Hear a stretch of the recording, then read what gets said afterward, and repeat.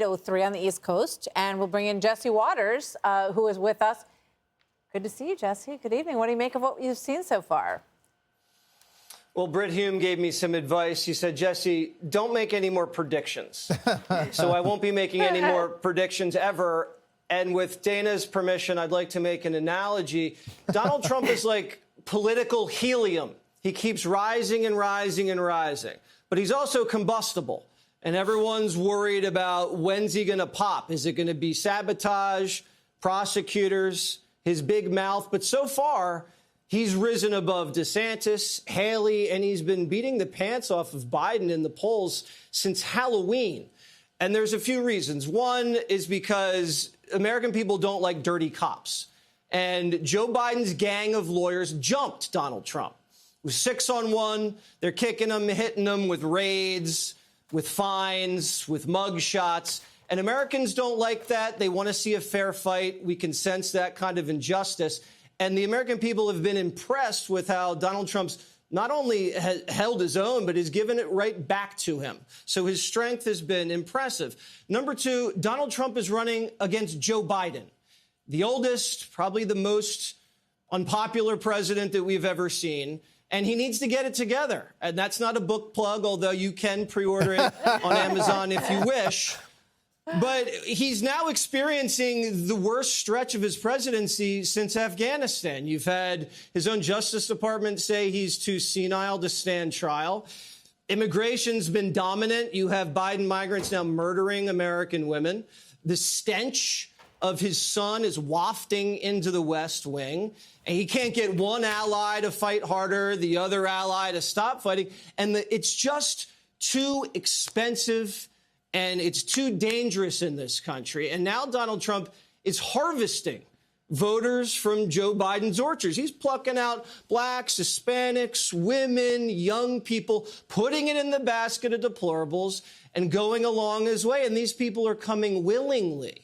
Because if you policy, the contrast is so stark compared to what it was a couple of years ago. I just went out to get Jesse Jr. a birthday present. I wanted to get him a play gym. And I looked at the price tag of the play gym, Brett, and I passed out. And when they picked me up off the floor, they said plastic and lumber prices have tripled in the last couple of years. So now I'm basically paying for a second home to put in my backyard. And all it has is a slide and a swing set. And I'm just going to maybe just buy him a stick and tell him it's magic instead. It's too expensive. It's too dangerous. And the Republican Party is now more unified than the Democratic Party. And the Democrats are the ones on defense, having to answer for Joe Biden, having to answer about the border. They're trying to give the guy advice, and they're trying to tell him he might have to drop out. The Republican Party, for the first time I've seen in many, many years, is not constantly having to defend Trump controversies. And that's unifying the party. And if they can stay unified, I think they have a good shot at winning the White House. You know, Jesse, you've spent a lot of time talking about the president and his own party having trouble with concerns about his age and mental fitness. He's upside down with independence on the border, on crime, on the economy. And we heard from Michelle Obama's staff today that she officially is not running for president. She is supporting President Biden and Kamala Harris. You've said maybe there's another shoe to drop in the Democratic Party. You still think that's true? I'm so glad you asked me that question, Brett, because if you read between the lines, she's not saying she wouldn't agree to be drafted at the convention in Chicago, her hometown. She's saying she's not running for president. So there is a chance, and I'm not just saying that to titillate the audience, or maybe I am. But I personally, if I was Michelle Obama, I would not want to go anywhere near the White House. I have a great life, and I wouldn't want Barack telling me what to do. Well,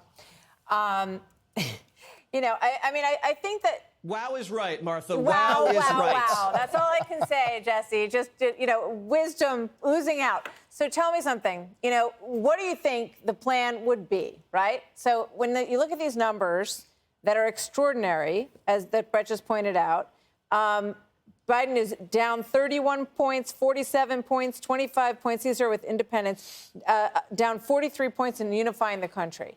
So Is there any suggestion that they are genuinely looking for a plan B when they look at the way Trump is rolling up these states and they look at the national polls that we got from New York and New York Times Siena? There aren't any party elders that can come in and tell Joe it's time to go. Joe is the only party elder left. And you reach a certain age, you're stubborn.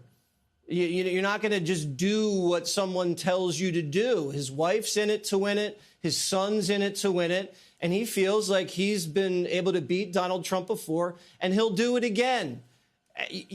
You go into someone at that age's house and you try to adjust their thermostat, and it's World War III. Nothing can change. He's decided he's going to stick with it.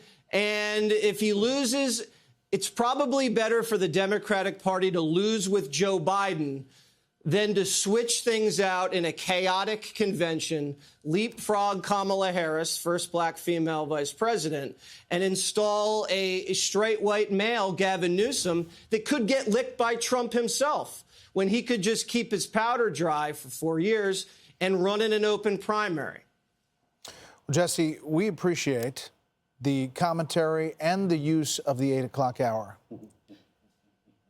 It's my gift to you, Brett. Don't abuse it. All right, final predictions for Thank you. tonight. Is former President Trump going to rack up all these states, 15 in a row? And when do you think he mathematically clinches the nomination?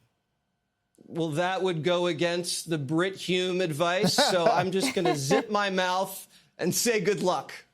All right, sir. Good luck on with the the Playhouse. playground. I mean, that's a big deal. That's I'll a pitch building in. to do.